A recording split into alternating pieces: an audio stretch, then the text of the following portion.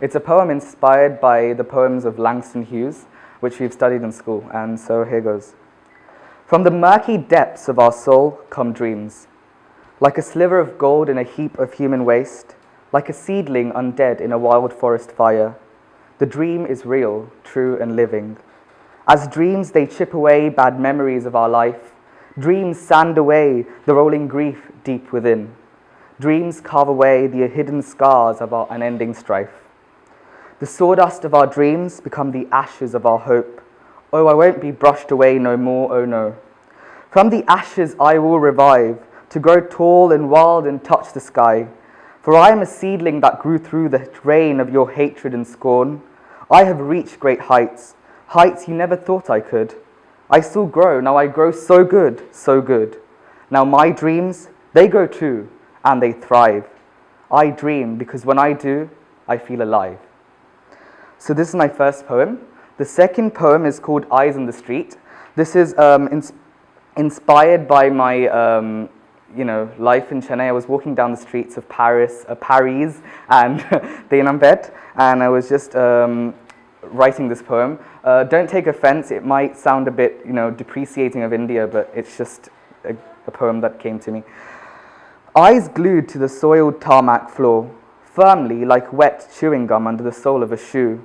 My slipper-adorned feet tread carefully in these lanes, avoiding the usual medley of spit and shit, corporeal excrements of cows, dogs, and cats and humans which embellish these lively streets. A freshly made aroma of dung lingers, strangling the life out of noses nearby, and an unsuspecting slipper scrapes them off, and the brown viscous slop spreads evenly like jam.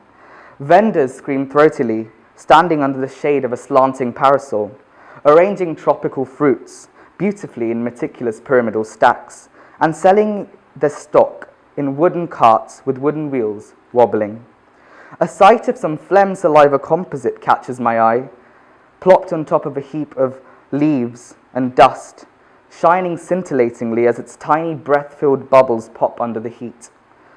And the hour-old urine of a 7-year-old boy gushed out with urgency and haste gives life to weeds in near crumbling walls, and the wet residue spattered around, still visible while the vivid smell endures.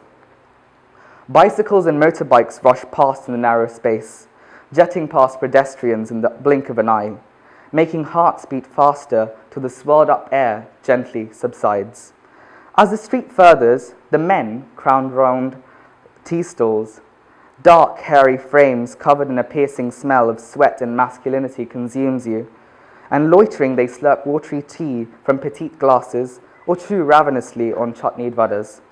Tea masters and their scrawny apprentices move quickly, frothing boiled tea and filling rinsed glasses and frying battered snacks and dropping their dirty water on the floor with one wrath-filled move until its drops spatter violently, staining the soiled street once more. The thick fog of cigarette smoke engulfs the air, a suffocating display of chatting men, tea in hand, smoking tobacco, trampling on butts, who then mount their bikes revving away with their fumed lungs and their very own reverie.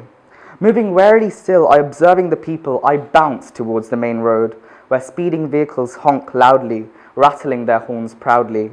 And now as the stabbing noises and the spearing heat fades away, I can saunter slowly away.